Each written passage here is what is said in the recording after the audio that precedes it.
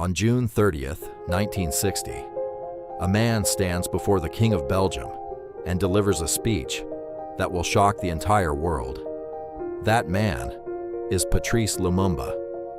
At just 35 years old, he becomes the symbol of African independence.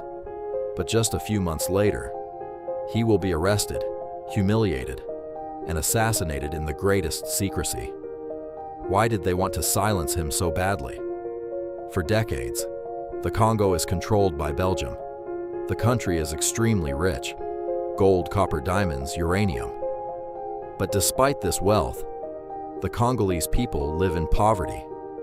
They have almost no political power, and any opposition is harshly suppressed. In some regions, people are exploited, forced to work under extremely harsh conditions, and denied their fundamental rights. But in the 1950s, a wave of rebellion begins to spread across Africa. Across the continent, people demand their freedom. Independence movements rise in many countries, and in the Congo, a young man quickly begins to stand out. Patrice Lumumba, charismatic, intelligent, a powerful speaker, but above all, determined. Lumumba does not come from a powerful political family. He represents the people. He understands the suffering of his country, and he decides to fight for one idea: a free, united, and independent Congo. Unlike other leaders, he refuses any compromise that would keep the country under foreign influence. His speeches inspire the youth.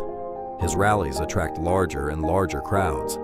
Little by little, he becomes a central figure of independence. In 1960, after years of political pressure, the Congo finally becomes independent, and Lumumba becomes the country's first prime minister. It is a historic moment. The people finally believe in a better future. But very quickly, tensions emerge. During the official independence ceremony, the King of Belgium delivers a speech describing colonization as a positive achievement, a civilizing mission. But Lumumba cannot stay silent, and in front of the world's cameras, he responds.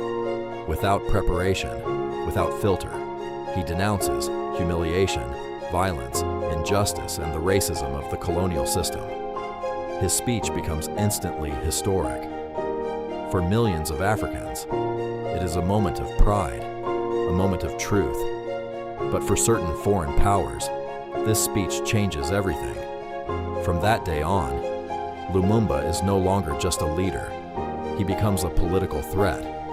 Just weeks after independence, the Congo falls into chaos. Rebellions break out.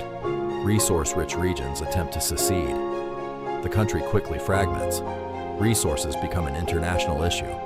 And in the middle of the Cold War, the Congo becomes a strategic battlefield. The United States and its allies fear one thing: that Lumumba may align with the Soviet Union. In this context, political pressure increases. Alliances shift. Lumumba's enemies multiply, even within his own country. Then, everything accelerates. A coup takes place. He loses power. Lumumba is arrested, publicly humiliated, beaten in front of the world's eyes, then secretly transferred, far from the media, far from any protection. And there, silence begins. On January 17th, 1961, Patrice Lumumba is executed. He was only 35 years old. His body almost completely disappears. And for a long time, the truth remains hidden. But years pass, and slowly, secret documents begin to emerge.